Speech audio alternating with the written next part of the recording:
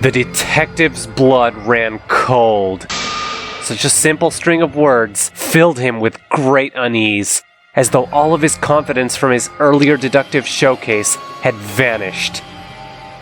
"Where the fuck do you get off saying that about my friend?" Kaito protested. Just because Saihara-kun wasn't really part of your club, you were okay with killing him? Kaede added, her shock rather obvious. Angie shook her head. "Oh, that doesn't really have anything to do with it." The two fitness club members shared a confused glance as Shuichi struggled to grasp what was being said. "See, I know something. Something very, very interesting about Shuichi. And the more I thought about it, the less sense it made. But now, knowing he was lying to me, knowing I shouldn't have trusted him to begin with, it all makes sense," the artist revealed. "Are you saying you know what his secret is?" Kibo asked. "Oh, I do, and it's a big one," Angie answered. Quick reminder! Monokuma announced. You can't reveal any secret you learn until after the trial is over. And as far as I'm concerned, the trial isn't over until punishment has been doled out. "Punishment's gonna be fun this time round," Monosuke cheered. "Might even blow me away, eh, Monodam?" "It might," the Green Bear agreed. Monokid smirked. "Hell yeah! But till then, keep your trap shut!" Angie sighed. "So, I guess I can't share with you. A shame, really." Shuichi muttered.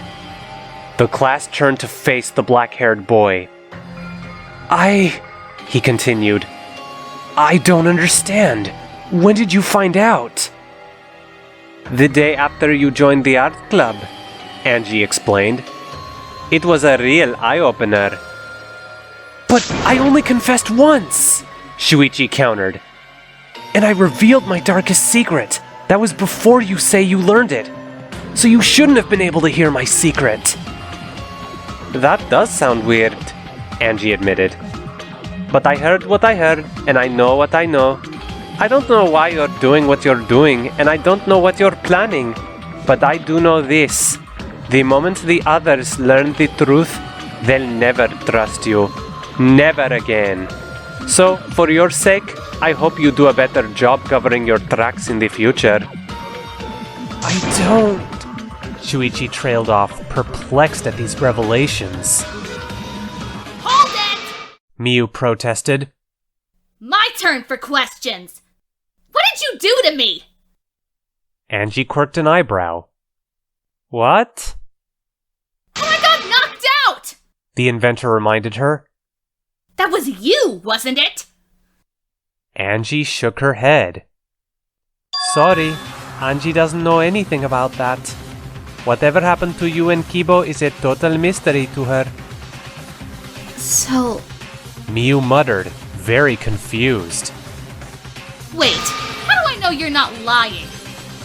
What could she gain from lying now? Kirumi countered. "Angie's done with all of this for now," the artist revealed. "I've made my peace. Maybe one day you'll see things the way I did. God, in your glory, I eagerly anticipate seeing you face to face. Monokuma, I think you have a job to do." I love it when they're compliant. Monokuma cheered. It's a close second to horrified disbelief. In any case, I prepared a very special punishment for the ultimate artist, Angie Yonaga-san! I wish you all the best of luck in the future. I guess this is...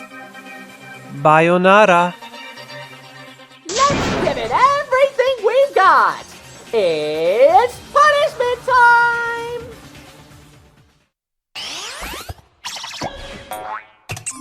Game over. Angie Yonaga has been found guilty. Time for the punishment.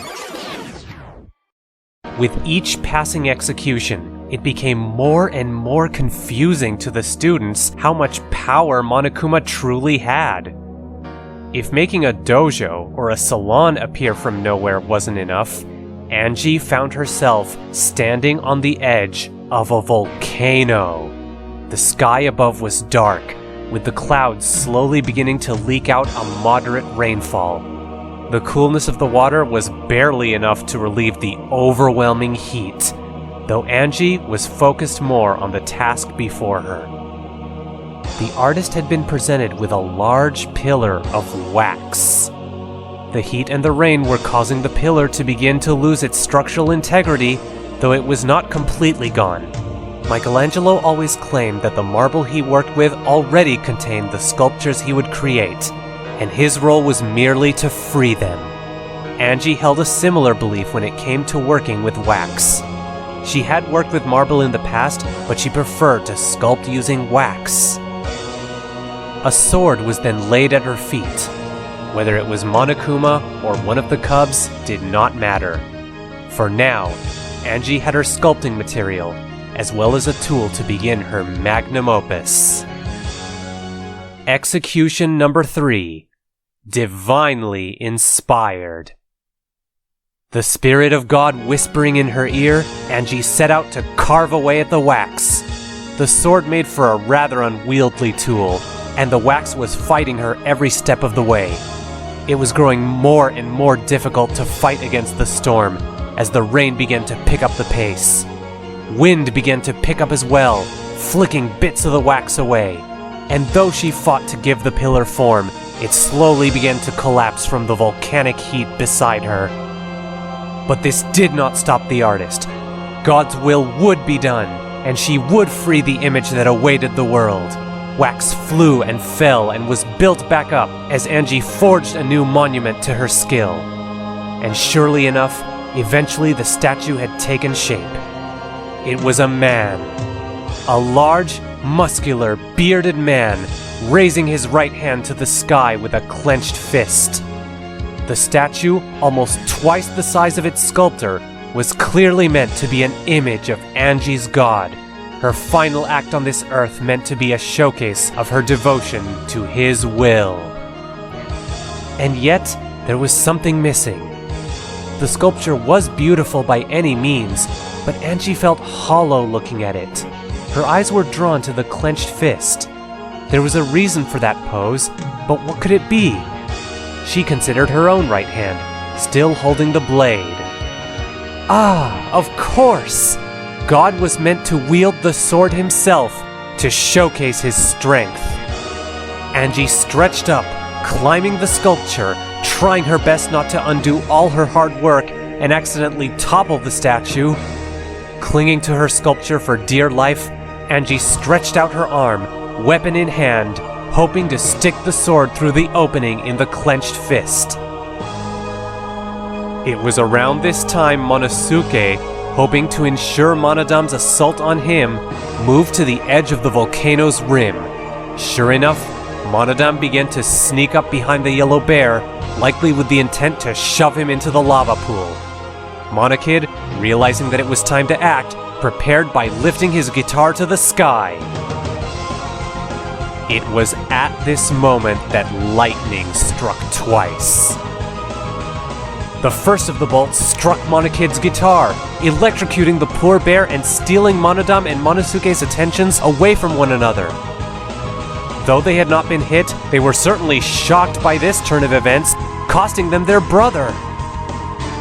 The second bolt, of course, was drawn to Angie's sword like a lightning rod. Electricity coursed through the girl's body, causing her to lose her sense of balance. From this loss of control, the statue, now fried as well via proximity and left almost entirely unrecognizable, toppled. Angie and her final creation tipped over and fell downward before collapsing and dissipating away within the lava pool. Her attempt to ascend had been her downfall. End of chapter 30.